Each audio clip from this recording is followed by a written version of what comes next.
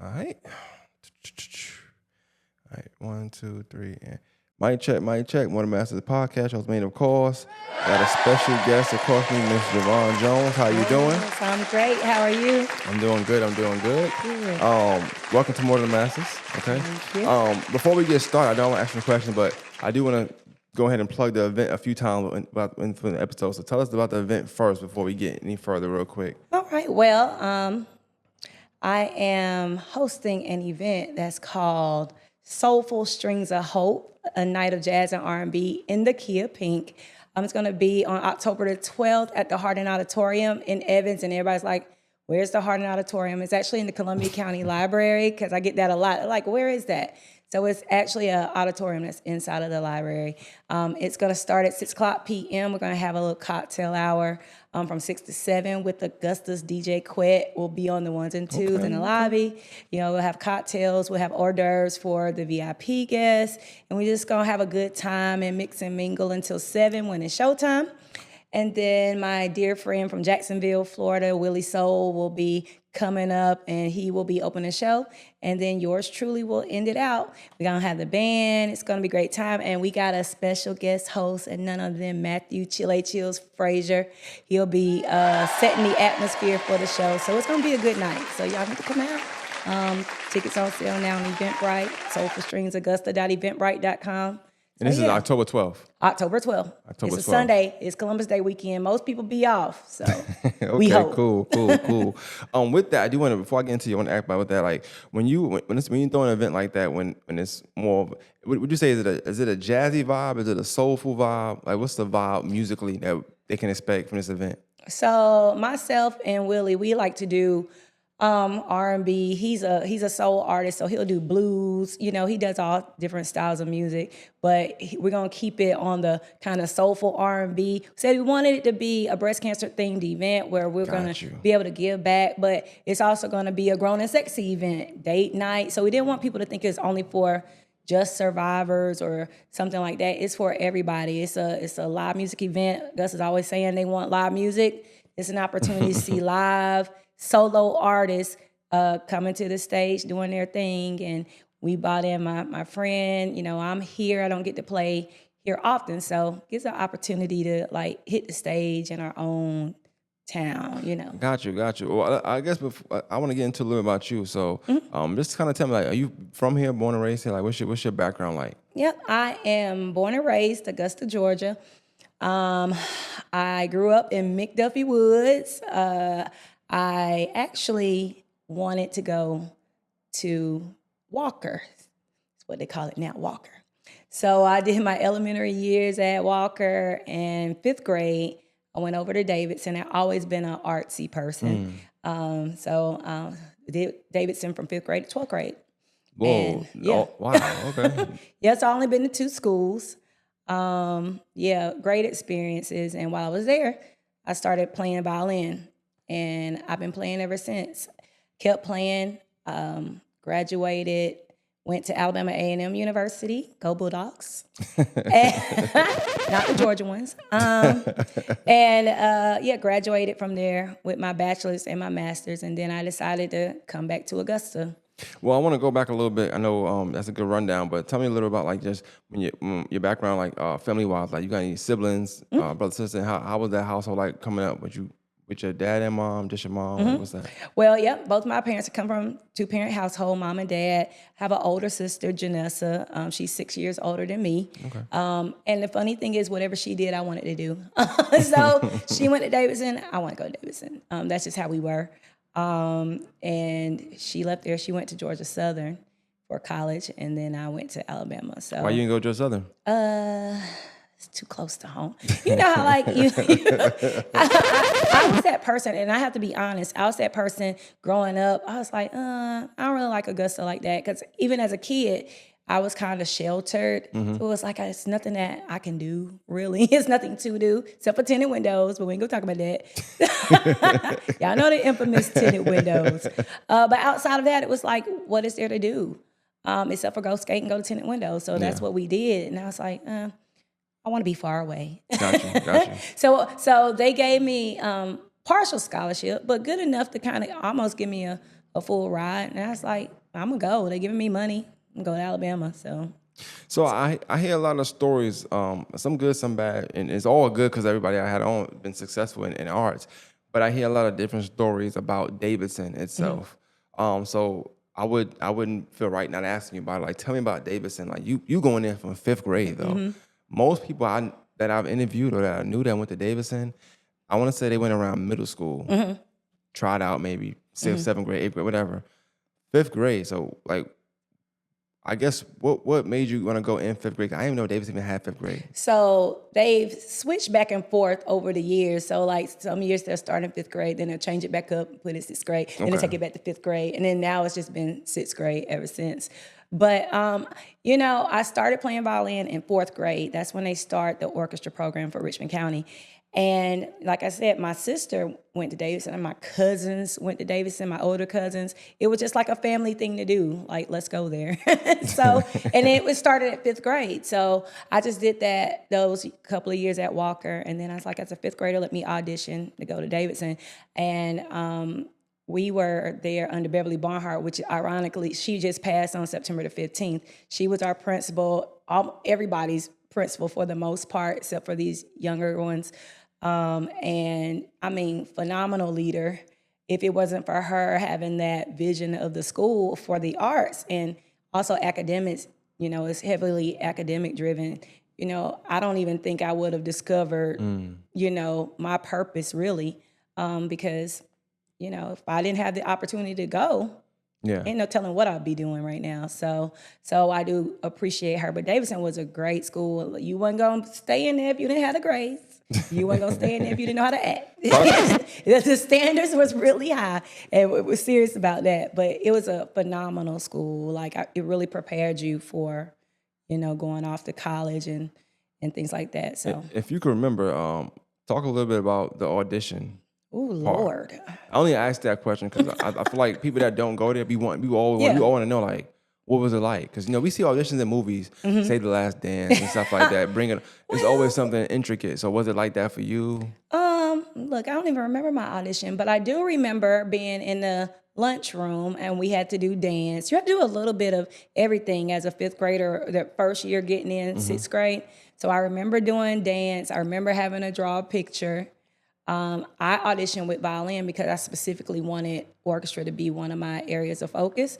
But it's nothing really that stood out. But yeah, we had to be exposed to everything. So you can't really say, I never really tried it because you never know what you're good at. Right. And then in the auditions, that's how they kind of place you in what you want to do.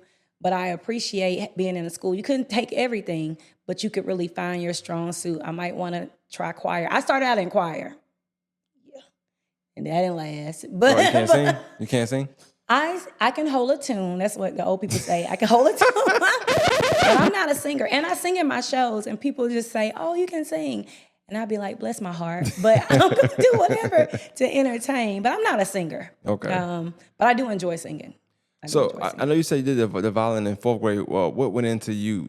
Was that something your sister did, so you wanted to follow? Or what made you choose that instrument specifically? So, crazy story. And it's funny how we love crazy stories on the podcast, by the way. Just FYI, we love them. So, when we were younger, our parents used to send us to church with my aunt. And one Sunday, there was an African-American young lady, no telling how old, but she was younger. It seemed like somewhere between 20 and 30. And she was playing violin in church. I had to have been 7. I was young. And I was mesmerized. I said, I don't know what this is, but I want to play it, And I never forgot that. And I told my sister that day, I'm going to play that. I never forget that day sitting in church. And then I fast forward to now, when I'm at church playing, or if I'm anywhere playing and there's children in the room, I'm like, I hope I'm that for them, because that's another thing about purpose. If I wasn't there at that moment to see that, at that moment, I wouldn't be doing what I'm doing. Yeah. And would never even discovered it, never even been exposed. It wouldn't have had the same impact as it did that day at that moment. So that's what stuck with me. And I started in fourth grade when they did they do a little program so that you can kind of see, what it's like for somebody to play some cool stuff on the instrument. And I was like, that's it. That's what it was, the violin. And I just started playing, and I just been playing ever since. When you first started playing, was it hard at first? Like when did you feel like you actually started to get really good at the violin? Well, I will say this. When I was teenage, like maybe like 14, 15, I started trying to play by ear because I really loved playing it. Like nobody motivated me. I closed myself up in the room. I'm playing, for hours. And I discovered that, hey, you can actually figure out the notes and play some of whatever.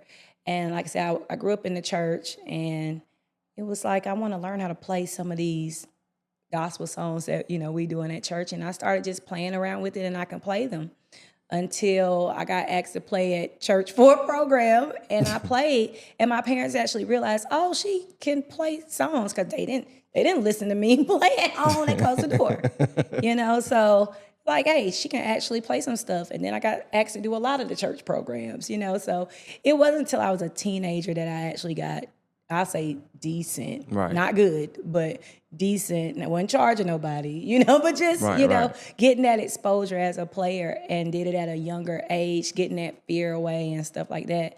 So I could, be bold, but I never thought I'd be a performer ever. Well, I mean, how much of your success in with the violin do you attribute to one, A, your parents, but also B, the school you went to? Because I asked this question.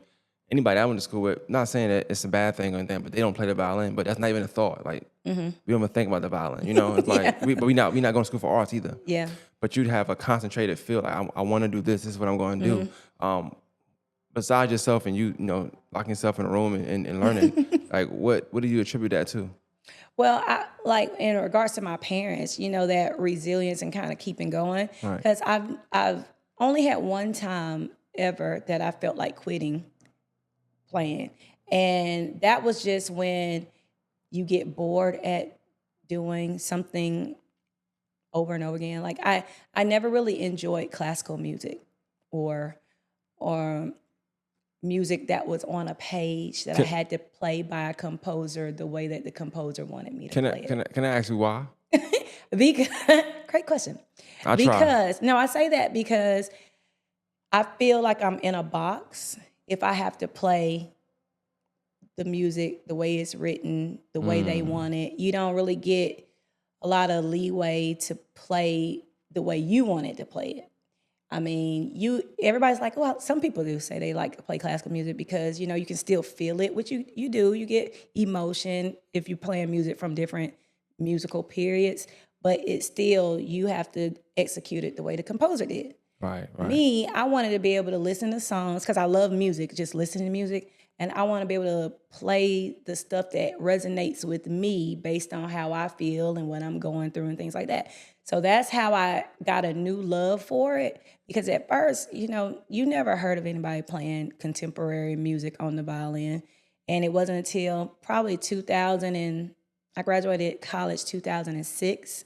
So it probably wasn't until about 2007, 2008 when I actually found out that, hey, people play contemporary music, R&B, pop on violins.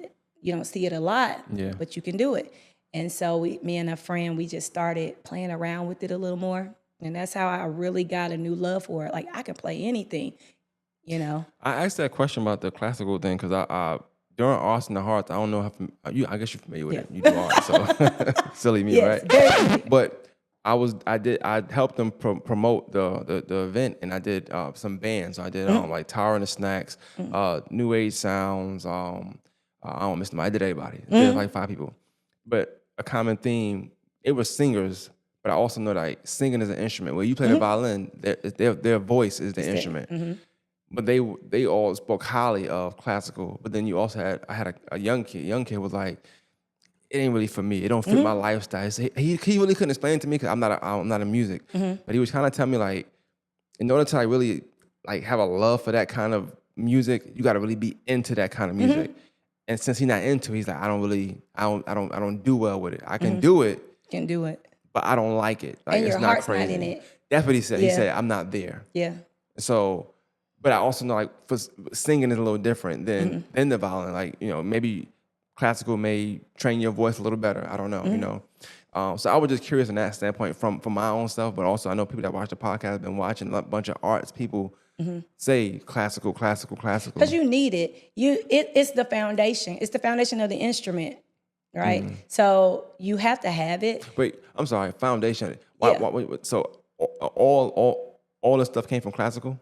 That was like the first sound of music? That was the first thing?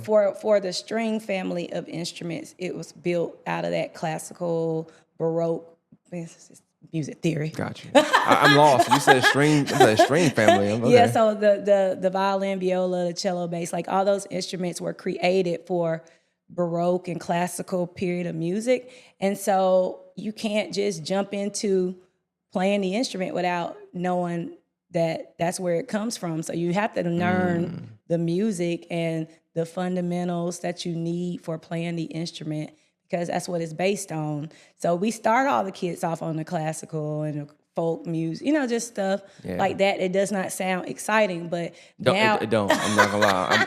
I almost yawned. It's not.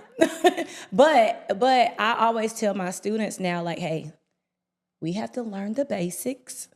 And then after you learn the basics, I can kind of sneak some stuff in there that you might be more interested in playing to keep them motivated, because these children are a lot different than us growing up, and it takes a lot to keep them entertained. Right. And this stuff in these books and stuff is not going to keep them entertained. The more I talk to people in the arts world, especially people that do it at a high level like y'all do, I realize how much of a classic drumline is. And I didn't think when I was younger about, one, him not knowing how to read music, of course, but then also like trying to blend in the new age music with what you normally do. I guess it's not classical, but you know, like the normal way. And I guess sometimes it's boring to some people. It's like, that's boring. That's not my era. I don't feel it. But then you throw a little bit of sample in there, you throw a little this in it. It's like, okay, I like that. Even when you go to the games, like, imagine they just play classical stuff at the games. Right. But then you hear them play like just hip hop, or you hear them play R&B. It's like, oh, that sound like a Keisha Cole song. That sound like, you know, whatever song. So I do like that in that sense. But I didn't realize how much of that played in to all y'all lives with violin and or just singing. I didn't realize that until I started speaking to y'all a lot. I credit Davidson in a sense because, you know, in order to go there, you got to have like a certain kind of discipline. And I give y'all kudos, clap it up for y'all real quick, my button, because to have that discipline, I think now as you said, I remember being in music class. I remember like, just like, it's not for me. Like if I ever could have played, I didn't play. I'm like, I'm not, If it wasn't what I knew music to be, but I also like that y'all get to learn a different type of music. So y'all have a different appreciation for music and sound in general. So I love talking to y'all about like stuff sonically and things like that, because y'all can speak about it through like a music theory mind versus me just knowing Hot 97. You know what I'm saying? That's all I know. That's what hip you hop need and to know. R&B, right? So I guess talk a little bit too. Like I had a few people on now. Most people have from Davidson. Their art is more of acting. That's their thing. When it comes to like playing a violin or just the musical side of things, what lessons, I guess, did you learn at Davidson? Not necessarily book lessons, but just life lessons or whatever. It could be whether it's political, politics. I hear a lot of different stories with Davidson, like, oh, well, you know, if you're this person, you might get this. If you're this person, you get that. What kind of experiences did you have there, and what did you learn through those experiences at Davidson? Well, most of it is, like you said, with the discipline, because in everything you're talking about in your grades, like you had to learn how to balance your schoolwork and balance your arts work, because there was still this high expectation of you to have the grades, because back in the day, I don't know what they do now, back in the day, you go to your home school, okay? Right. Your zone school is where you go if your grade slipped. I caught myself a couple times having a phone call home, like in danger of, from time That's to a thing too, though. Oh, they used to do that. They used to write the letters and everything. Like back in the day, you'll get a phone call and your voicemail. Like you had to rush home. If you was a bad kid, you tried to delete it first. It's not a thing no more. But I hear a lot of different stories from teachers now, and not to change subject, but like they just say like sometimes the parents don't even be caring. Like, hey, Oh, it's different. I had one teacher. He told me, he said he called the parent one day, and the parent said, "Hey, look, he yours from 8 to 4." I said, Jesus. That sounds very familiar, but I just had a little flashback. You're right. You teach, don't you? Yes. Yeah. Yeah, it's a lot of that. It's a different world. It's like 9 to 8. Even I took a little break from teaching in 2020, and I just went back last year. And just to see in those 4 years the changes in like parents, the kids, everything. But yeah, that discipline stuff is what the kids really need. That's why I love teaching music, because for me, it's never really all about the teaching the music. Yeah. It's the discipline that you're trying to teach them. And I love to talk to children about like regular everyday life things, because a lot of parents don't talk to their kids either. They put them in a room, give them a tablet, give them a cell phone. That's it, So that's one thing that I liked about Davidson. It literally taught us how to balance life situations. That's how I'm using that same stuff in my everyday life, because I'm a musician, I'm a teacher. I have to, after I get off work, sometimes I got to travel somewhere. I got to be back for something, so just trying to juggle and still rest. Like, rest is very important. I'm going to get my rest. I get all my sleep. I get all my hours. But I learned that stuff so that I could, be successful. Because you have to have some type of balance. You can't give so much up here and then you don't take care of yourself down here. And like, you really do have to have a happy medium with everything. So I'll say that's one thing. I learned that at home, but it really resonated with me at school, having to do that, because the expectations were so high everywhere. Yeah. Going to Davidson since the 5th grade. I know you mentioned earlier, like, because I ain't like Augusta. Did you at any point ever want to go to like a fun school? A fun school. Well, let me say this. Nothing against anybody's fun school. I used to catch the neighborhood bus, to go to the fun school. And it wasn't that fun to me. I know where this is going. So when you a kid and you go Davidson and you shelter and you get on the fun bus to go to the fun school to catch your other bus, it was a bit much for me. I got you. And I know now it's a bit much. So I was just like, it just wasn't, like you said, that certain things in your cup of tea, same thing for me. I'm just curious, like the school, was it Glen Hills? I didn't say the name of the fun school. Well, you say you McDuffie, so you kind of put 2 and 2 together, you know what I'm saying? Yeah, that was a fun school. Nothing against Glen Hills. Nah, Glen Hills. No, I ain't been there before, so I don't know. Mm-hmm. I just people say love it, People that go there say they love it. But I asked that question due in large part due to like, where you at in life now, what you do, the discipline you was able to learn, but also what you saw. So if you saw you was sheltered, which is fine, but when you see things, when you see a group of people from possibly now, allegedly, unsheltered homes, and you see some of the stuff happening on a bus, it's a good experience in the same breath, because that's like, I guess to a sheltered person, like, that's the closest I want to come to saying I went to public school, Yeah. It's not them games, y'all. If y'all like it, cool. It's just, over here, we do things a little differently, And I like that. I think that's good to get that experience. I did. I was, and my sister was the one that liked to commingle with the zone school. Gotcha. She, even though she went to Davidson, she was older than me, so she would go to the games and stuff.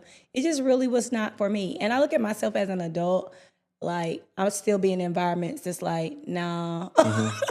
Yeah, ain't so wrong it with that, still though. grows with you. It's different because you're exposed to more, but it's still like, yeah, nope, I'm not. I think what's great about what you're saying is, and I always try to, put stuff in perspective, is like, I could understand that perspective, because I also feel like, had something changed and you had to go to Glen Hills, you probably wouldn't like the experience, because maybe they don't accept you. Right. They're like, look, she ain't.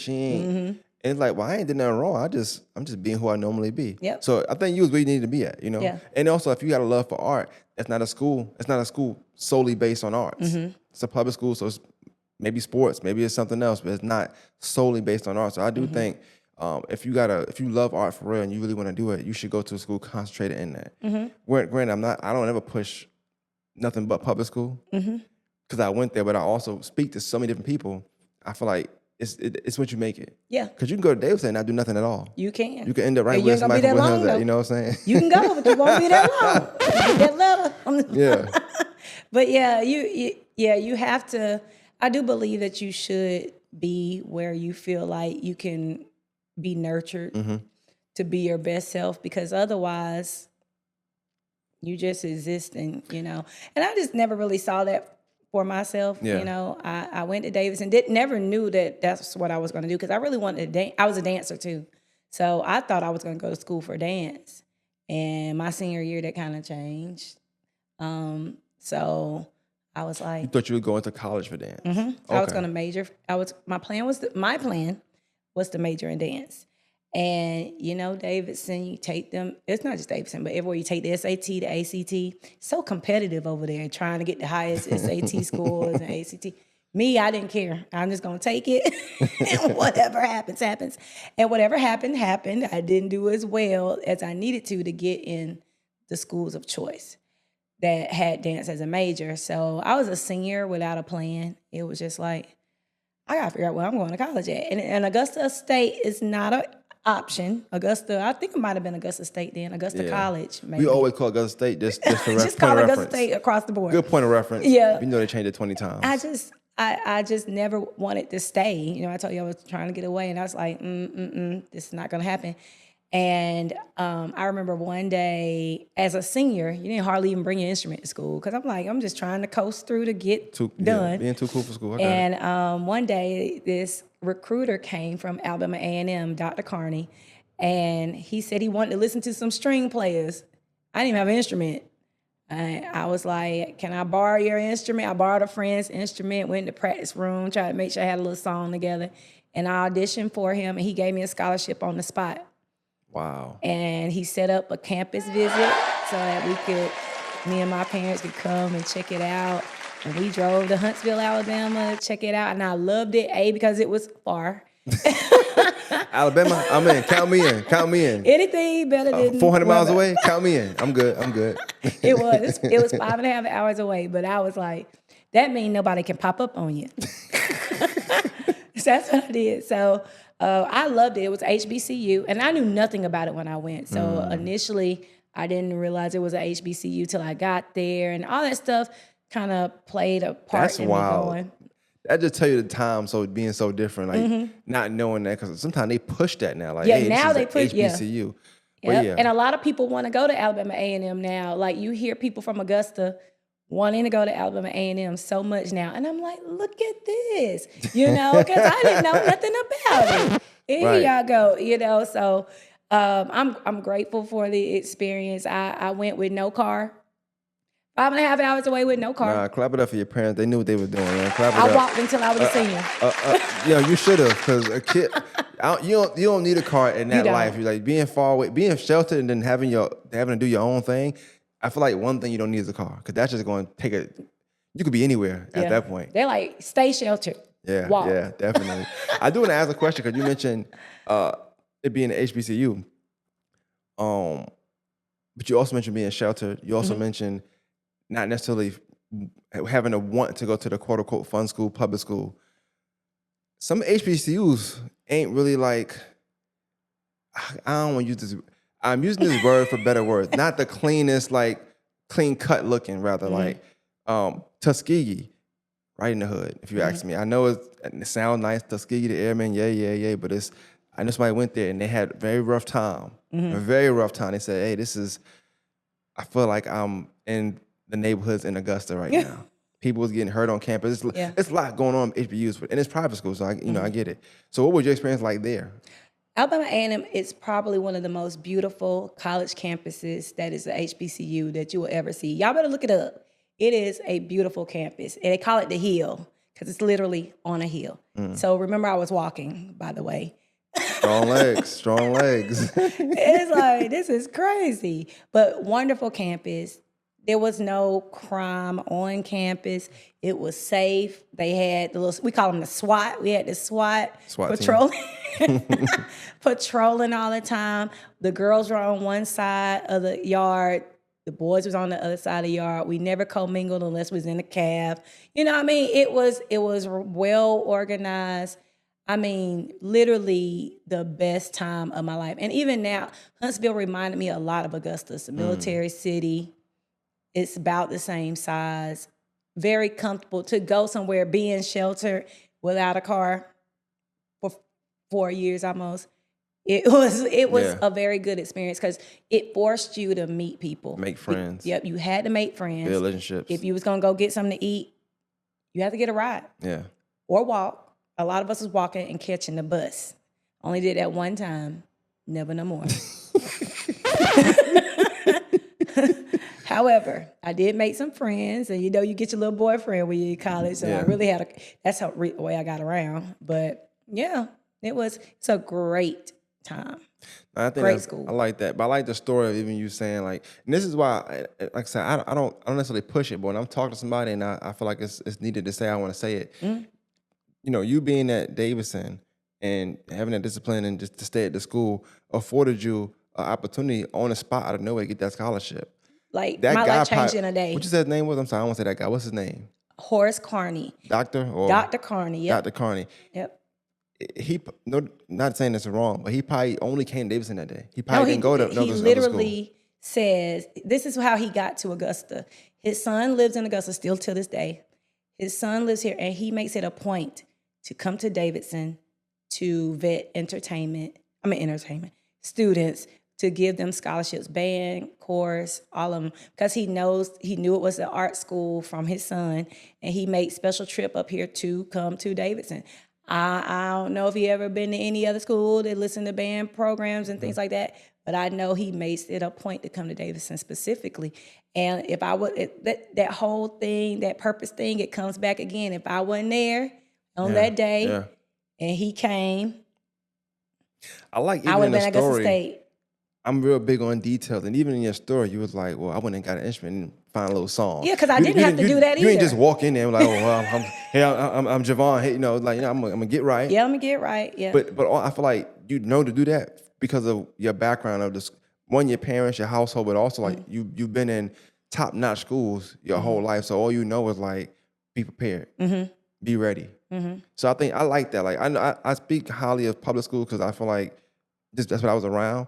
But I also, knowing people who have been to Davidson, I watch y'all work ethic. It's unmatched. I watch how y'all build relationships unmatched. I watch the people y'all know, like just knowing each other because y'all went to school together. I like that. So it's a good camaraderie. You know, you with a good class, a good group of people who going to make it far in life or be successful in life by any means. You know what I'm saying? So I do like that. So yeah, when I say fun school, it's funny I say that 'cause I really mean that for like, sometimes some people go to school to have fun. But you got people go to school to have fun. You got people go to school and you can have fun, but you still be determined. Yeah. Be determined, have discipline. You got to have both. It's, once again, it's the balance. You mentioned the sleeping thing, but it's the balance as well. You can't just have all fun because then you're struggling in life later on. You know, no relationships, or not the good ones. You got them, but y'all in the same boat. Yep, all in the same boat. Yeah, we had fun, but like you said, it was even at Davidson. Our classes were small. And we used to do stuff that was fun for us was like singing in the caf during lunch. You know, that's stuff not fun for kids now probably. But for us, that was our time. Like, we about to cut up in lunch, you know, singing harmony and singing SWV at the table. Did you sing lead? Yeah. You sung lead? No. I was just making sure. I know you said you could hold a tune. I do the harmony. I hold down the alto part, you know.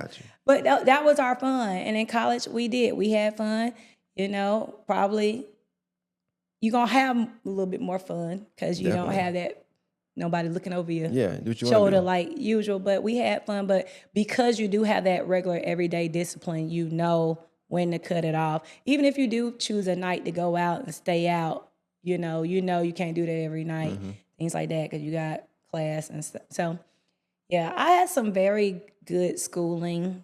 I'm grateful for that. My friend always talking about when I say something wrong or if I spell something wrong, she's like, and you had that Davidson education. She loved to throw that in my face. Like, I am appalled. Like, don't do that. That is funny. I do think it's funny when you say you're from there. I feel like automatically like you get like a heavy load of expectation on top of you. Like you wouldn't think, okay, cool, don't be wrong or nothing. Nothing you can say is Can't be be wrong. wrong. So Can't I do be think that's wrong. funny. Can't spell wrong. Can't say ain't. I know, You know, right? I say some stuff that is just not right. I know it's not right. It sound good though. Sound good. So Davidson, and then you said Alabama A&M. So what was life for you after once you graduated? Like what happened? What happened after that? So when I got my bachelor's, I was not ready to come back to Augusta. Bachelor's in what though? I got a bachelor's in music education. Got you. Yeah, with a concentration in strings. So you knew music. You knew that you wanted to be around music. That's what you wanted to do. well, remember, I wanted to be a dancer.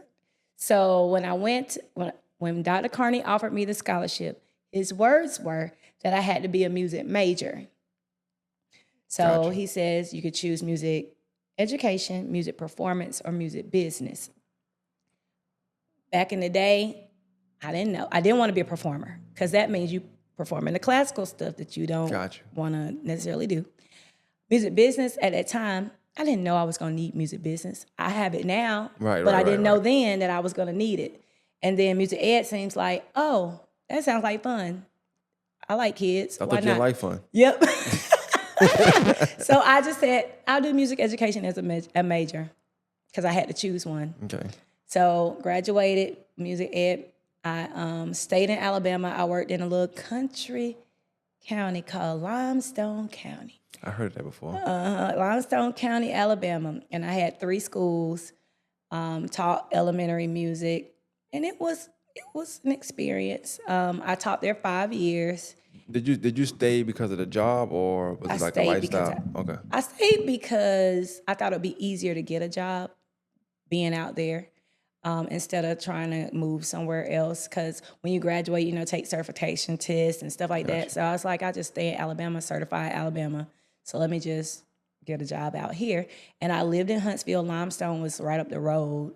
So I just applied there, got the job there because they had an opening. It's really hard to get a music teacher position because when music teachers get in their jobs, they don't go nowhere. Yeah, they stay. Yeah. They be there, That's band, that's all of them, choir, orchestra. Like most of the time, they find longevity in those jobs and they don't go until they retire or decide to move. But it's very rare that they move. So they had a position open, so I went for it, and that's how I got over there. I know it's a kind of a jump, but you mentioned like not wanting to do music performance, but you perform music now. Like you actually pay to promote, to perform. So I guess if it's a jump, let me know. But like, I guess when did you change your mind about performing, and what went into changing your mind? Was it not doing classical and realize, like you said earlier, you and your friend realized y'all can kind of sprinkle some, I guess, new sounds or whatever the case may be. And like, what was that about? So this was probably like maybe 2009, maybe 10, something like that. My friend and I, the same one I was talking about, we wanted to be in a talent show. It's an Alpha Phi Alpha talent show. And we wanted to play the violin. We do a duet. We can't play no classical stuff for no Alpha talent show. Yeah, we gonna get booed off. They're gonna lose, yeah. You said we're gonna lose. They're gonna lose. What is this? It could be the best of the best. I know, but we don't want to hear that. So her husband used to be the arranger for the band. And so he said that he would make us some tracks. So we played some Salt and Pepper. I'll never forget, we played Salt and Pepper. We played something else, but I know we played Salt and Pepper because I remember it. Dun, dun, dun, dun, dun. It was real basic because we're classical players that don't really play other stuff. So, but we did it, and we won the talent show. Okay, clap it up for y'all. Winning the talent show. Yeah, okay. We won the talent show. And then from there, like maybe a couple of months later, they had the Ricky Smiley and Friends tour back then, and he was looking for talent to open up his show. So we was like, oh, we should take that set that we did and try to audition. We auditioned, we made it. Wow. Yep, and this is when he was in Huntsville. Yeah, but so he based out of there for a while. So we opened for him at his show, and then on the spot when we sitting on the couch, he says, "What y'all doing tomorrow?" And we looked at each other. We like nothing. He says, "Y'all want to go to St. Louis?" Yes, we do. So he gave us money. Literally, his manager put cash in our hand. We drove to St. Louis because it's not far from Huntsville. We drove and we opened up for his show in St. Louis. And me and her on the way back, driving back from St. Louis, we're like, I think we should try to be a group, like for real, And we started, that process. But in 2011, I moved back home. And once I moved back home, it's like starting over because I've been gone 10 years, since 2001 I had been gone. Yeah. So it's like, I don't know nobody but my family, I'm like, I gotta establish myself. So I started establishing myself as a solo artist here in Augusta, like getting my affairs in order, like my contracts and everything, invoices and stuff like that. And I started putting myself out there. And then Ricky Smiley did Ricky Smiley Friends tour in Augusta. I auditioned and I got on it. Did he remember you? I told him about it. Okay. And it clicked for him. And that was how I got on the map a little bit in Augusta, where people started to kind of know who I was. And I just had some little big stuff, that happened in the city where I opened for artists, and it just kept growing. And I kept doing more events. Yep. And it just evolved into what I'm doing today. And then when I really realized I was pretty decent at it, I'm like, this can be a really lucrative business. And so that's why in 2020, I kind of took a break so that I could really focus on just the music, do a EP. I wrote a children's book in that time, just trying to focus on building my brand. I started throwing events of my own to give myself a platform because it's not really a place here locally that I feel like I fit. I'm not trying to fit.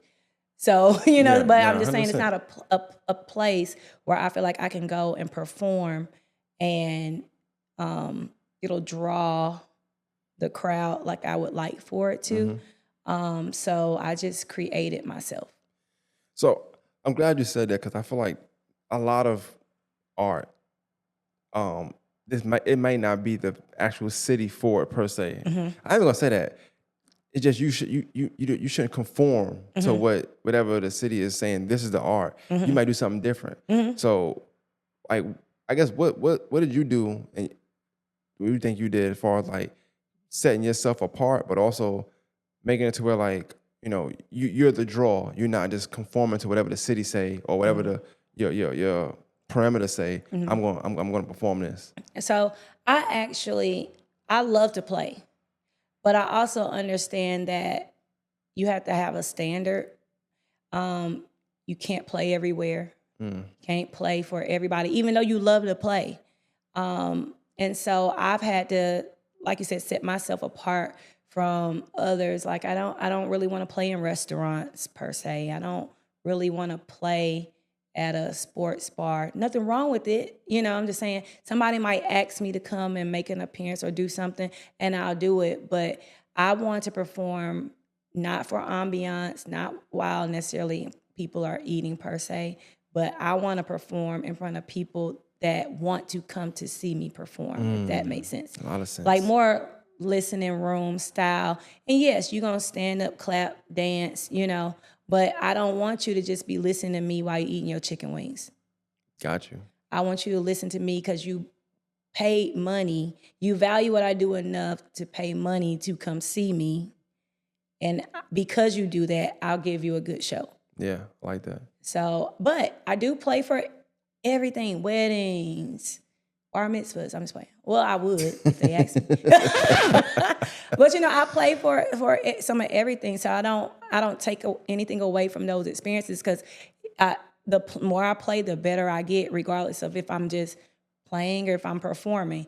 But at the same token, the ideal environment for me is on a stage in front of people that I'm performing for because they're like-minded, they love music, they love the instrumental music because vocal music is different from instrumental music when it comes down because some people understand it, so they come, they love it, but some people I have a disconnect with the instrument because there's no singing, so it's not everybody's thing. Like one of my real close friends, she'll tell you, I can't listen to the bands all the time because she needs some singing. She needs, if it's No singing, she's not gonna resonate. Nothing against me. She gonna come and buy a ticket and like she's gonna come and Support, yeah. support. But it doesn't always resonate with her because she wants some singing. Yeah. Yeah. Next time we're gonna get a microphone so they come onto the stage. No, I'm just playing. And she love to sing too. Can't sing a lick. She love to sing. I'm just playing. But I like what you were saying because, like, again, my age group and just people that I know, I'm sure the same thing with you. Hip hop, R&B is like a very go-to music genre for us. And y'all see people that sing or people that rap or whatever. And a lot of times I watch you just mention like, well, I wanted to focus on music. I started to, reinvent myself, plant my feet, do this. So I could open up for this person, open up for that person. Then I started to throw events so I could have a place to perform. And I hear a lot of people talking about or complain about not being able to perform, but I feel like a lot of times this is what they bank on. If you're a rapper, you bank on a rapper coming down, a big rapper coming down, and then you get to open up for them. But the problem with that is that the rapper's the draw already. So now you're not getting paid at all. You're probably paying to perform. 90 y'all are paid a crazy amount of money. Only 60 y'all got to perform. They said 30-minute sets. I got 10-minute sets. People was walking in and out the venue because they're not here to see y'all. Right. So it's like, did you really get your music out? As opposed to, I'm listening to you and like I said, you telling me like, hey, look, we don't do voice. It's just instrumental. So I'm catering what I'm doing, everything I'm doing. I'm packaging it to where like people who want to listen to it come out. So I'm gonna promote this event this way. I'm not gonna do it where they eating and not paying attention because we already not singing. We already not, there's no words. So they have to feel it. So I mean, they gotta pay attention to me. So I feel like people, like I'd be wishing that rappers or singers of the urban musical crowd that I know listen to y'all, people from Davidson or people that got that background, that musical background, because it's important to be okay with not going straight to the club and say, because you could perform. Yeah, I rap, could perform. I could go anywhere. But you can perform rap anywhere. You could perform. You don't have to be in a club to perform rap. I mean, it sounds good, but I go back to Lauryn Hill. I remember her doing the Unplugged. And I remember that's the first time I said, oh, you could do that kind of music in that setting? You don't need no big rowdy setting. You could do it in a room full of 20 people and it'd be mesmerizing, and you paid, and they could pay tickets 20 times, whatever. And that's your money versus you paying $300 to perform. Lil Boosie coming down, but nobody wanted to watch you because they come in the club at 11 o'clock. You there since 7. Yep. Nobody saw your performance. Yep. $300 down the drain. Yep. Versus you getting $200 to perform. Somebody paying you. Yeah, you can do that. You can do that Friday, Saturday, and Sunday. Yep. And I do get it. Like when I did these Ricky Smiley things, when I opened for, I think I just did, well, I can't use that for example. I'm about to say I did Will Downing when he came here. I did their little cocktail hour thing. I mean, I did get paid for that, but it took me some time to get to the point where they were paying me, but I didn't have to pay for it. Right. But I just had to show what I had, show them what I got, and then they liked it. But it did something for me, even though they didn't pay me physically. That exposure does matter. That exposure helps. I was just talking to a lady the other day. She was looking for an artist to play for a bridal fair or whatever. And she's used to people paying her to perform because she look at it like you're a vendor. Yeah. Yeah, and you're going to get people that's going to want to book you at the thing. But she was like, I can't believe people don't want exposure anymore. They do. And I told her I wasn't even against doing it if I was free because I do so many weddings. And a lot of the weddings I've done have been from going to bridal fairs, collecting information. You get their information, reach out to them, give them a little discount code, and you'll be surprised at what you get from that experience. So I do understand what she's saying, but yeah, like they should be paying you, but at the same token, you can do some stuff for the exposure, but it's got to be the right stuff. You literally can't say yes to just anything. I remember I did a thing in Atlanta, and I was like, "Why did I do this?" I'm glad you said that. Did not benefit me any, and I'm like, I'm not doing this. But it paid you because it maybe didn't pay you like monetary, but it's like you knew, okay, this is not my kind of setting. I know that now. Not my kind of setting. So I know to stay away from that. That's not for me. Yep. And I feel like I be thinking that's the payment sometimes. When you have that bad experience and you can figure out the why, and if it's just not for you, then why continue to keep doing that? Don't And I do see it. musicians do that a lot. Like they want their exposure so bad to be, or they want to be on the fly. They want to be seen, but it's like you can really build and do your own thing. You could do your own thing. I really had a do live show this year, and it was at Icons, and it was in the daytime. It was not nighttime thing. But I'm telling you, I said, I meant to come to I that. I learned. was gonna come to that, but Now we're gonna do another one. Come to the next one. do Come to the another one. next So one. yeah. Which is odd. It's funny because I said my next one I want to do it. I want to have it where it's poetry and podcasting. I want the poets to. We'll probably have a event like a payment thing. Probably be a tournament through the thing. But I want them to. If I do 2 episodes again like last time or 2 different conversations, I want one conversation that says about love. Then the poets that go on here before they got to be based on love. They pieces. I like it. And I like that. Maybe we stop mid conversation. You come up. And we just keep going. I just wanted to be like a whole thing, an experience, more than just a conversation. Yeah. You get that here. Yeah. I feel like live should be an experience. So once again, I feel like I got paid. I said, you know what? It was a good combo, but I feel like it could have been more. People was there. It was a crowded room. It could have been more. Yeah. You know? It can always be, like you said, it's about experiences. And that's my thing. I don't just want to have an event just to be having an event. Right, I right. want it to mean something. And every event that I've done, it has meant something. Like this event specifically, Willie called me up and he was like, I'm trying to get into Augusta. And I was like, okay, well, we can put something together. Let's do it. But I didn't know he was going to want to do it in October. And I was like, ooh, that's close. But I was like, you know what? I've never done an October event. It's Breast Cancer Awareness Month. Let's try to see if we can kind of put something together. And then it affects so many people. So I was like, yeah, let's do that. And let's try to make it happen. But I usually do a Christmas event. It's called Stringing in the Holidays. I've been doing it since 2017. My dad died in 2017. And I said, I want to do something for people that hurt. Because you got people that don't have close family, lost family members, but it's still the holidays. But you want to kind of bring people together to have a good time. Like the whole point is like to forget about what you're going through now, but it's 2 hours and just come have a good time, you know?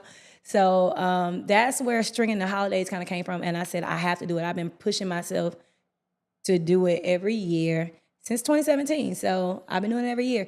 COVID, I did it virtually. It was kind of whack, but I'm like, Hey, I like the honesty. I like the honesty. I love the honesty. But I mean, it just was different. Just having a camera and a keyboard player. Especially for a no performer. people. Yeah, it was to perform for just the camera itself. But we made it through. We made it through what we did. It was cool. It was what it was. Right, right. But so I mean, it's just. It means something to me to do it, so that's why I do it. And I do a Valentine's event called Love Jones because I love the movie, and my last name is Jones. Why not? Yeah, and it just worked. So I'll do Love Jones, The Red Affair, Love Jones. Last year we did Love Jones, Love, Laughter, and Soul. So we had a comedian named Tony D come. I remember seeing. Yeah, Okay. we had a local artist perform, and myself. It was at the barbecue pit. I mean, it's just, I try to move it around, do different things. I had a food truck out there, a bar. Sometimes I do just hors d'oeuvres. Sometimes I feed people. Just sometimes we're doing it at auditorium this time. Just try to give people a different experience every time. Because you don't want people to get bored. You want people to want to come every time because you don't know what Javonne going to do. You don't know who she going to have, what she going to have. Right. So you got to kind of keep it fresh. And I probably overthink everything, but I do that so I try to figure out what I would like to come to. So I know you mentioned because you're a solo artist, right? Have you ever thought about or have you ever participated in like any kind of band at all? I have a band too, but the budget got to be right. Got you. Yeah. I think first of all, bands make phenomenal music. That's number one. I love band performance. I didn't realize until I did Arts and Hearts a few times. I said, oh, I like bands. I didn't know that. Bands so cool. Bands are where it's at. And I was curious because even watching the Arts and Hearts this year, I just saw a lot of great performances. And I was like, the band is where it's at. Like you could just get such a vibe from them. And it's not even like original music all the time. It's like they just doing makeover, but then like they kill it. They kill a cover. They kill a makeover. And it's just a good vibe. So I wondered that because that's also lucrative. I feel like you got your independent artists and stuff, but bands be making some bread. But it's a lot of talent there. Yeah. It's a lot of talent there. You got people who've been playing the drums for 40 years. Yeah. Yes, Yeah. that band gonna cost you a pretty penny. Yeah, bands are expensive. I don't bring a band out most of the time on my events. I'm gonna have a band. So like this event, we're gonna have a band. I'll be there. Come on. Yeah, I usually I'll do a band unless I bring in like a bigger name. Like when I did Tony D, he's like a BET Mm-hmm. Comic View guy, so I had to pay more money to get him here. So it's like, let's pipe down the band this time so we can get Tony D, So like it just kind of depends. But most of the time I like to bring the band in. And when I play in Columbia all the time at a place called Shay's Lounge. It's like home, and I do band there because, like I said, it's the ideal performance space. I ain't gonna lie. Yeah. I love Columbia and how they art scene. Mm-hmm. I think I know Augusta. I guess I know more about the art scene in Augusta. So band wise and stuff, it is great here because you got some bands that perform every Friday in Augusta. Yeah. And they kill it every Friday. Yeah. It's a few bands actually. It's a few places. But in Columbia, I like their art, their comedy scene. I like their art scene. Maybe because I don't live out there. I just feel like it's more of an experience than here. Yeah. I'll be on time because not traffic gonna be here. I feel like it's down the block. I'll be there. That's a thing too. Yeah, it is. But you mentioned, like you said, you don't perform in Augusta a lot. So what does it mean when you get to perform? If anything at all, when you do get to perform in Augusta? Yeah, I don't take it lightly. You know how they say about James Brown, and you got to leave, and Jesus even got that home no love in the hometown. I don't ever get the no love in the hometown. However, I don't take it lightly when I do get an opportunity to play because I don't play all the time. I'll do private events. You'll catch me at a wedding or something, but like I said, the venues are not necessarily for me in regards to going in and playing and doing anything on the regular. If somebody books me for it, great. I've done Mahogany Lounge. I will always do Mahogany Lounge. Dorian, no. Oh, just clap it up for Dorian. As he was talking, I said, yo, I'm about to get her with Dorian. Yeah. He already got you, man. Shout out to Dorian, man. Literally, Dorian gave me my first performance opportunity in Augusta, like one of them for real. I was on an early 2011, maybe 2012, 2011 at Mahogany Lounge. And I've done it a couple of times, maybe like 4 times, maybe about 4 times. I've been on his Mahogany Lounge. So I've been to one. I will say this about Mahogany Lounge. That is one of those events where you really got to bring your A game because everybody bringing their A game. The one I went to, it was so much different stuff. You had singers, then you had poets, and you had spoken word, then you had a group. It was just a group from Atlanta. Yeah, a group. But they do spoken word, but then they singing, but then they back spoken word. They come into the audience, they standing. I'm like, what the f is going on? Yeah, he found some good stuff. He be finding them. But I liked it. Everybody was different, but everybody was like A game level. So this was dope. I liked it. Mahogany Lounge is a move, but that's an example of a space that is specifically for the creative, and the creatives come. The people that love creatives, they come. It's like like-minded type of event. So I'm always here for it. But yeah, I do. I enjoy playing at home when I can, and where yes, you do have to be asked. So I do, like I said, I get some bookings here and there from doing some appearances and stuff. But just that regular every week thing that a lot of the bands do. What about have you ever or would you ever do Arts and Hearts? Oh, I played for Arts and Hearts. How was that experience? Not. I don't think I played in the last maybe like 2 or 3 years since the changeover. I haven't played. When you did play, how was it? Like, it was good. I was on a jazz stage. It was fun. I had a band with Karen. Shout out to Karen. Had a band for that event, but. It was great. It was great. I did it a couple of times, but it's just been a little while since I've done it. What's some of your favorite songs to play with the violin? Like, oh, okay, that I would know, of course. Oh Lord, like not classical. I mean. Oh, okay. I'm about to say, oh Lord, because I said, how old are you? Because I'm about to go. Might be saying some stuff. No, I love to play old school music. So I'm your Luther, your Shaka. I love a lot of those songs two. that bands like to play that old folk like, I'm here for it. So my all-time favorite song to perform is Square Biz by Tina Marie. I love Square Biz. That's my song. So I do the clap it up for rapping you. all. I Like, love I'm like, if we're gonna do it, we're Square gonna do Biz. it. Yeah, Square Biz is like my favorite song. I'd say my second favorite song is Don't Look Any Further by Dennis Edwards. I do that one because I love the little I get the little Biggie feel in it. You know, I get my little rap on too, you know. Yep. That's my song. And listen, if y'all come, y'all gonna hear them two songs. But yeah, those are like some of my favorite songs that I like. I love doing I just love to play. I don't know if you play this R&B. person, but I ain't hear Anita Baker. I love Anita Baker. I love Anita Baker. Okay, just making I sure. play her too. I gotta love be her. sure. Sweet I Love, Okay, cool, Rapture, Love. Yeah. Cool, Yeah, I play a lot of that. I'm not gonna lie. I don't like a set with no Anita Baker. Like I do. I will, but I love Anita Baker. So when I hear that, I feel like she there, and I ain't never seen her perform live. So Yeah, I love Anita Baker. But yeah, I love playing old school. And I think it's because the music was so meaningful. I don't play, I'm that person that's like, I don't know what's out.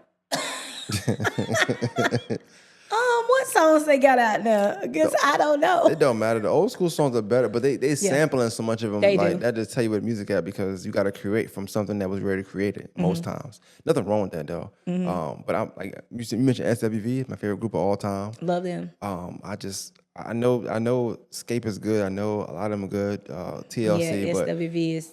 SW is just unmatched. It's a certain feeling I get when And that the music come vocals, on. I mean, I'm just saying. It's insane. It's insane. And Vocals are better than. untouchable to me. You know, I know that. I understand that they weren't the biggest group. I understand that because they didn't sell the most records. I get that. TLC But they got was, hits. but yeah, you could. If I always before the Versus thing came out, I used to do fake verses with people like, well, you play a song, I'll play a song. I always use SWV. I kill them every time. Like you're not gonna. That group is just. I love it. They got great songs. Yeah, they got great songs. There's a lot of. We do that with that whole Jacket Edge and Black Street. Yeah. That's a hard one. The Jacket. Ooh, And that is Silk, tough. like if you think I like about them Black three Street groups, though. you think I like about them Black three Street. groups, they all got some little hits there. They kind of tit for tat, you know. Yeah. If you know your music now, because if you don't, you're gonna think Jagged Edge got the most because they played them on a song. They played them on radio. You got Yeah, they do get a lot more radio. off the top of my head, I can name more Jagged Edge, but still do got a lot. Oh, yeah. Black Street do got a lot. You know. So yeah, but I don't know. Like I know it's violent stuff, but I feel like Drew Hill don't get enough credit for this Oh yeah, stuff. Drew Hill. I know they look, and I'm trying to be at the show. I'm trying to win me a ticket today. Yeah, I like Drew Hill. They don't get enough credit. Yeah, man. Drew Hill. Yeah, Drew Hill's the business. They had hits too. Well, I guess I asked you that. Well, do you have a favorite male group of all time, like for yourself? Favorite male group of all time? Oh my gosh. You got the music background. I have to say Jodeci. I'm sorry. Oh, see, yeah, but they're iconic, change the game. And I have to, if I had to pick a singer, I'm sorry, y'all got to roll with Kels.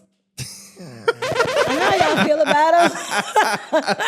I'm Hey, sorry. it's funny because when anytime you talk R&B and you want to sing, you gotta say, look, full disclosure. Full disclosure. But nah, his music is amazing. What can you say? Music is amazing. And I know we like to give him his credit for his music on the sexual side or whatever, but I mean, he got the two songs they Best always use. inspirational songs. I Believe I Can Fly and The World's Greatest. Like you hear them at every graduation for the most part. My daughter sung it. Yep. You know what I'm saying? So Yep, I did. Look, I did. I think I did.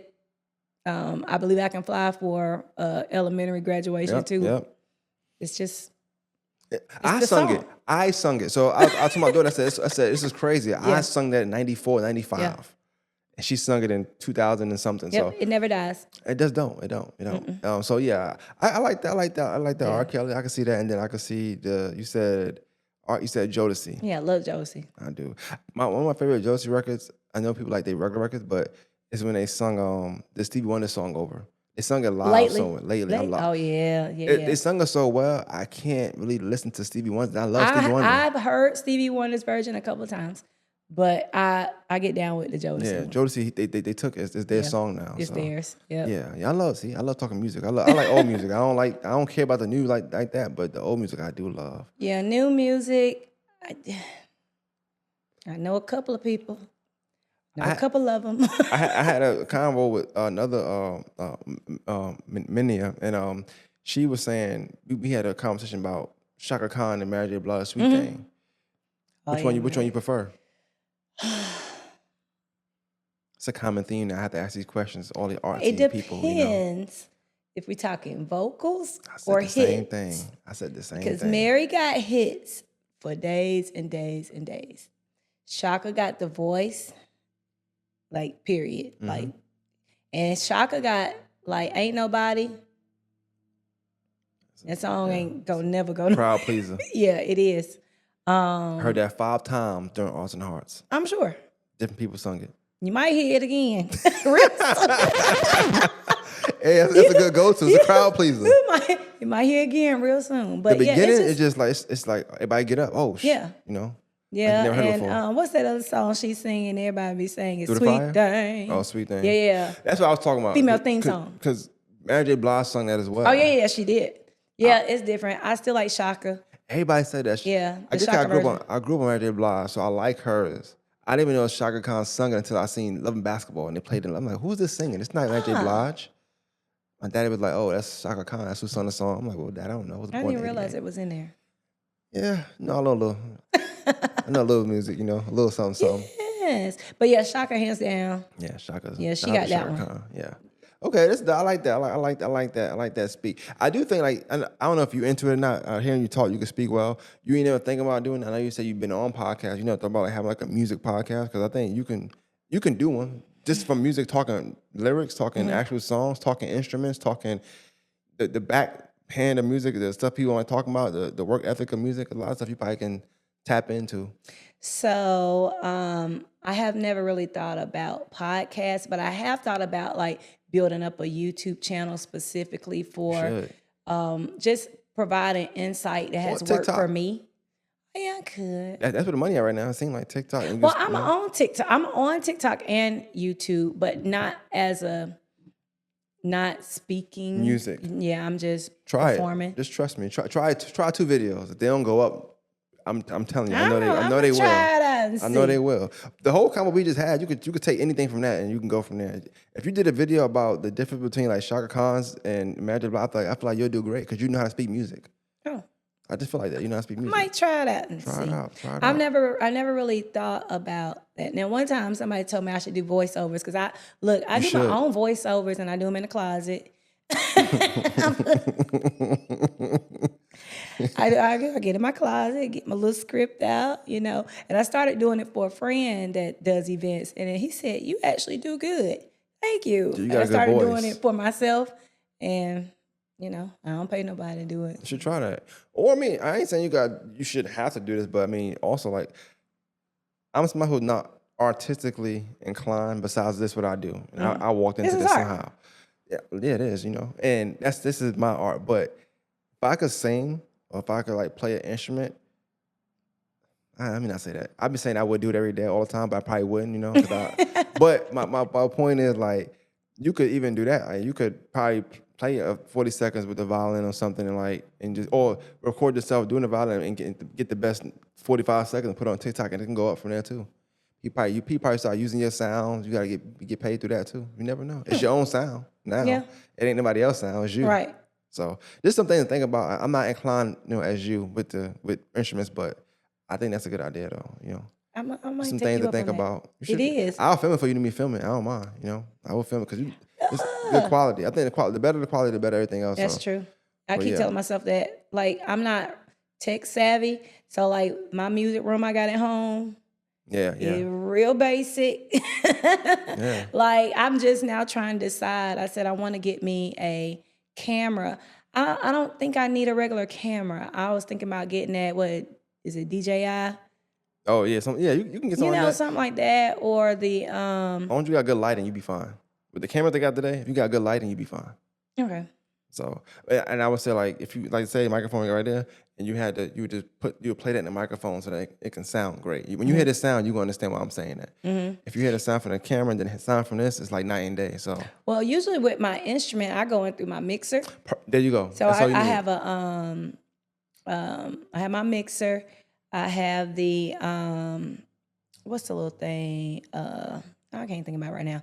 But I plug straight in. Yeah. But I'm still doing it from my phone because I Makes don't sense. have That a makes camera. sense. Yeah. But Then you just match the audio, and I'm telling you, be out of here, man. You know. Yeah. But real quick, I want to just before I get out, I want to make sure I say what the event is. This October 12th, and what is it called? it is called Soulful Strings of Hope, a night Strings of of jazz and R&B in the Kia Pink. The Kia Pink, we just playing on the words. Somebody said, I ain't never heard of a Kia Pink. Just bring pink. go with it. Just put the pink on. Put the pink on, come on. But it's myself, Javonne Jones, Willie Soul from Jacksonville, Florida. He is a phenomenal guitarist. We'll be doing some R&B and soul music for y'all. Got a couple of originals and things like that. We're going to be playing together. We have a cocktail hour at 6 o'clock, so come in, get your beverage, listen to some good music, because we got DJ Quack gonna be there. And then we're gonna have like a great show. We're gonna have a great show. So you can follow me on my social media. I promise you, I have it overwhelmed with the flyer and promo. So you will see the link for the tickets on there. But it's soulfulstringsaugusta.eventbrite.com. So And what's your social media, like your Instagram and stuff like that? my everything is Javonne Jones Violin Music on everything. Facebook, YouTube, Instagram, TikTok. Everything. Yep. All LinkedIn, right. just put Javonne Jones in there, or you can just put me in the Google. All right, that's dope. And then also like just with the event, it's in Evans, you said, right? Yes, it's in Evans at the Hardin Auditorium, but that's in the Columbia County Library. So you don't see it on the outside. You gotta go in that building. It's gonna take you to the building, but it don't say Hardin. Got you. It says Columbia County Library. Just go inside. You in the right place. Do you have to dress a certain way? Is it like a dress code? No, I mean it's grown and sexy. We're gonna be in pink. Willie said, I got my pink suit ready. I said, here we go. I said, yeah, so pink ain't my color, but I'm gonna wear it for this occasion. Got you. Yes. Got you. And it's also is it kind of in conjunction with breast cancer awareness Yes, as well? so what we've done, we did some giveaways for some breast cancer survivors so that they can come out. I mean, to beat anything and to survive anything, it's amazing to survive anything, but to survive breast cancer is to be here to tell the story, wanted to do something. And we're also going to take a portion of the proceeds and give it to the Miracle Mile Walk Piedmont Foundation. like that. Clap So that, the more people that come, the more of a blessing we could be, how that is. But it's going to be a great time. We didn't want to make it a big, breast cancer, because some people are going through it right now. And we want it to be a time that they can come and enjoy and not necessarily fully be reminded about it, just get away. But we wanted it themed that way because we do want to do the give back portion. So I like this. I like this, man. I like this. And then like you have like a calendar of like events you do? How if they wanted to come to this event, then they love it, they want to come to more, how they going to get in contact with you, or how would they know where else you're performing or where you're playing at? Okay, so I usually try to put it on my website. My website is JavonneJonesViolinMusic.com. So I try to at least put my open to the public events because a lot of my stuff is private, Gotcha. Type of stuff. But if it's something that's open to the public, I like to put it on my website. And I've been a little rusty on doing my little calendar. I had a little event calendar where I post, but I hadn't put mine up for this month yet, so it's not there. But when they come to the event, I'll be letting them know the date and everything for my one in December, so that they can get ready in 2 months to come right on back. All right, that's what I appreciate. Like this was I like had this conversation. It was crazy. It was dope. I loved it. This is probably the I don't want to say lightheartedness. No, I would say maybe I would say enthusiastic conversation I had with somebody from Davidson. You know what I'm saying? Because most times people from Davidson, they got their own stories. People just so linked to high school. They don't come about it that. But you mentioned, I went there. And I went to Alabama A&M. It's like life was just life or whatever. Yeah. You went from there. So I think that was dope. Like, and then just seeing that perspective, like you went there and you was proud. Like, I didn't want to go nowhere else. Like I was cool with this. I literally, I don't know how it became a family thing. I have an older cousin that she's 10 years older than me, and she went. Davidson. And she went to Davidson. And then it was my sister. She went, and then her sister went. and then it was me, and then it was me and my other cousin. We the same age. Tradition. We were there, and then her sister went. So it became a thing. And out of all of us, only one of my grandmother's grandkids went to a public, or like another school. She went to Evans. I think she went to Evans or Lakeside or something like that. 'Cause she wanted to play basketball. She was good? She was significantly younger than me, so Oh, okay. I don't know. I believe so, Significantly is but she was the black sheep. She was the only one that didn't go, and she was the youngest of us. Gotcha. And she wanted to play sports. Hey, man. Hey, come on. Davidson got to get them a little team, man. Oh, I think they got some little sports now. They do? And they got like swimming and Oh, yeah. The sports that... golf and... Yeah, they gotta get the other You kind of said sports. not real sports. The other kind. That's what you was gonna say. It ain't the real sports. Yeah, something They like gonna that, never man. play the real sports. Nah, but I like Davidson for the arts and what they bring into the city, because like once people come out of school and you meet somebody from Davidson and you're able to build. I built with a guy named Carl Clay. He went to Davidson for a while, and I did a lot of stuff with him. We had a whole podcast together for a while too, and I learned so much from him. So like, even though I do my own thing now, I feel like I sort of kind of went there a little bit because I got a lot of his ways and relationships and stuff from Davidson as well. So I do appreciate Davidson in that sense. And Carl's a little bit younger than me. Or maybe, yeah, he's a little bit younger than me, but I know him. And it was funny, I met his dad, and he said, my son, Carlton. I'm like, Clay? Yeah, I'm like, small world stuff, just, you never know. Yeah, shout out to Carlton. He just had a birthday too. Happy birthday, Carlton. Yep, just turned 40. Happy birthday, Carlton. Yeah, definitely, man, definitely. But I appreciate you stopping through. Like I said, I'm off that week, so I'm my birthday the 10th, so I'll be here. Come still. on, we got some. This other lady reached out and said it's her birthday, and everything. So yes, most definitely, come on, so we can celebrate you. So it's not just a breast cancer theme. It's a birthday. It's just celebration. No, I just want to have a good time. I just like music. I like good music though. So I've been appreciating that kind of like just the grown and sexy music, or even just music where you can sit and just enjoy it. Right. I enjoy that a lot. So I'm looking forward to it. And I so far, anybody in the interview, when I went and watched them, they always wowed me. So even Austin Hart, I did a lady named Crystal Mendengal, and she had a group called The Theory, Vibe Theory. Amazing. I mean, they went for an hour and 20-something minutes. Just nonstop moving. Shaka Khan here, Bruno Mars and them here, Anita Baker here. It was just a lot. She sung the song you say, like I can't think of it right Square now. Biz? Square Biz. Yeah. I said, yo, she sang every song I love. It was just amazing. Like, and I was filming it for her because she booked me to film, but it was crazy. It was good. That's like good. I said almost an hour and a half. Just movement, just dancing. Yep. It was crazy. It was on Dorian's stage too. So shout out to Dorian again. He put some good talent. Yes, he does. He does. Yeah. Definitely. But yeah, I thank you for coming through. More Masters podcast. It was great. I will be at the event. Hopefully y'all will be there too. It's Come on down, October 12th. y'all. So thank you, what I'm saying, for coming through and blessing the podcast.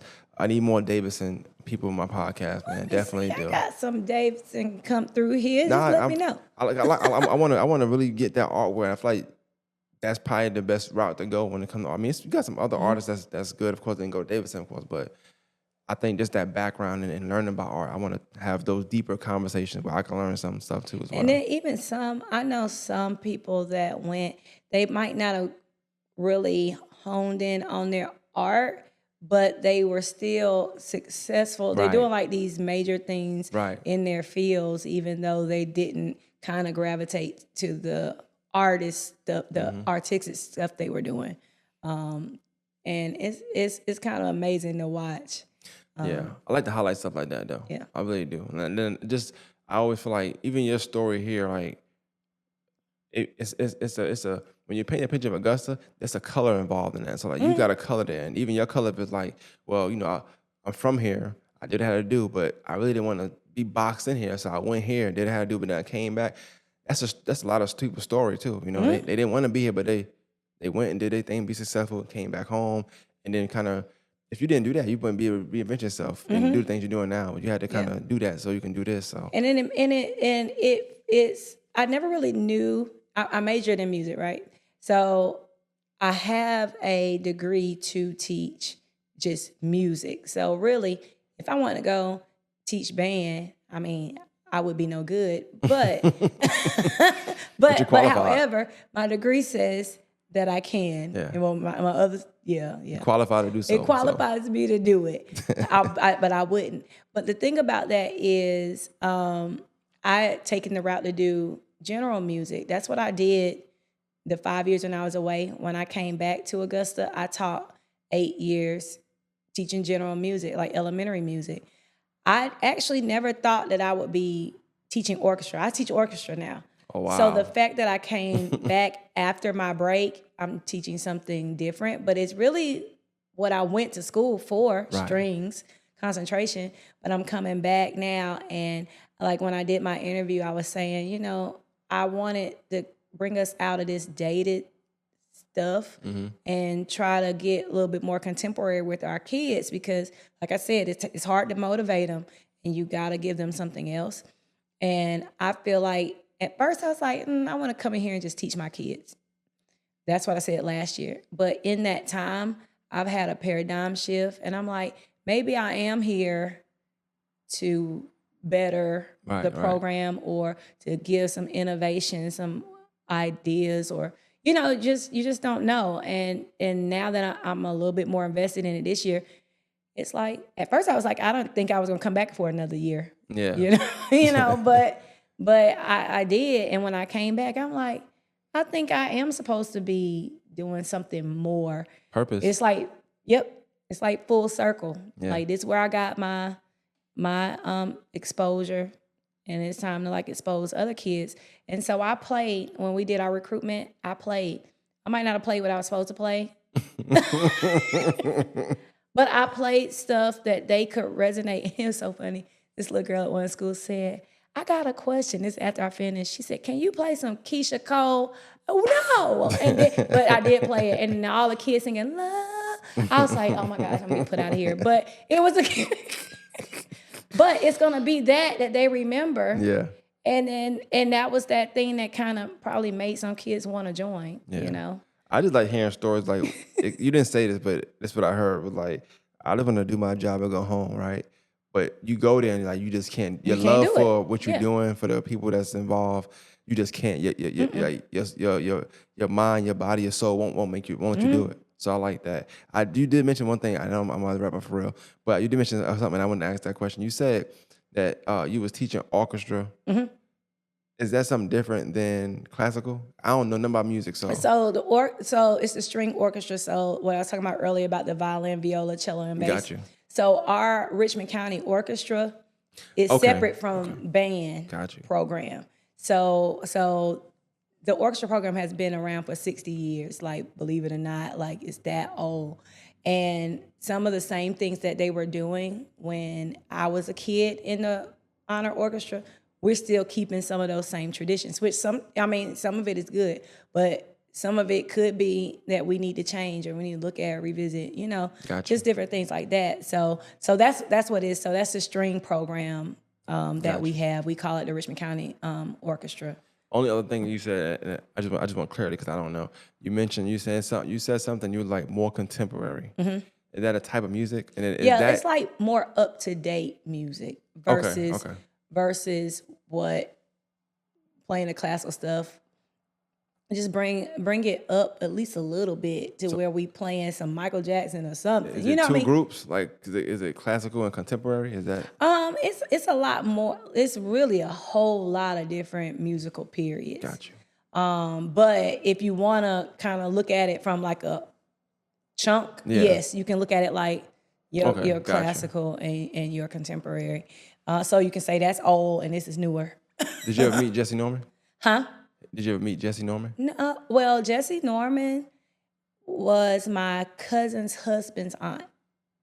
This is definitely some Southern stuff. Yeah. Okay. My cousin's husband's aunt is Jesse Norman. Okay. Yeah. You never met her though? I seen her from afar. Okay. Cool, never met her. Cool. I don't believe. I never met her either. But she sang at their wedding. Oh wow. Yep. Sound good? Yeah. Yes. And this was, I don't know how long ago. They've been married a while. But we're the same age, so it ain't been that long. But yeah. So I don't really think I ever met her though. Just had to ask, I don't know too much about her. I did something on her, so I was like, oh, she's amazing. But she had passed by then, so. Yeah, man, this was good, man. This was good. See, you could talk music all day. You really could, you know what I'm saying? I can just talk. But the funny thing is I'm introverted though. So I don't always feel it. Yeah. But That's I'm what an I like artist. what I do though. I'm a performer. But I like the art form of this is like, I never seen you before, you never met me before. But we could sit here and have a conversation. And most people, to tell you, I won't speak to them at all. Most people, like, not in this setting, but just outside of here, And so I always tell people that. I said, the best thing about it is like, you'll meet somebody who you never seen before. Most again, you came by yourself, I'm here. We don't know nobody. We just here talking, and then we won't stop talking. You know what I'm saying? So it's just one of those things. I said that's what I like. It's the beauty of that. Yeah. It's out of my character. It's not in your character. Like from what you're telling me. You know what I'm saying? So it's just you got a common interest, and you're like, oh, but it's how I feel. It's how I feel. Yeah. It's how I feel. So yeah. So I ain't ready to see you perform though. I'm looking forward to it. So I'll make sure I come get your autograph afterwards. Oh, you know what Lord. I'm saying? So. One of the Masters podcast. You'll never know how much that'll be. I'm just playing. But that's worth later. I'm just playing. Maybe. I'll clap it up for you, man. I appreciate you coming through. You're so welcome. My clap button there. We go. All right. One of the Masters podcast. October 12th. Be there. Don't miss it. One Masters podcast. Be out.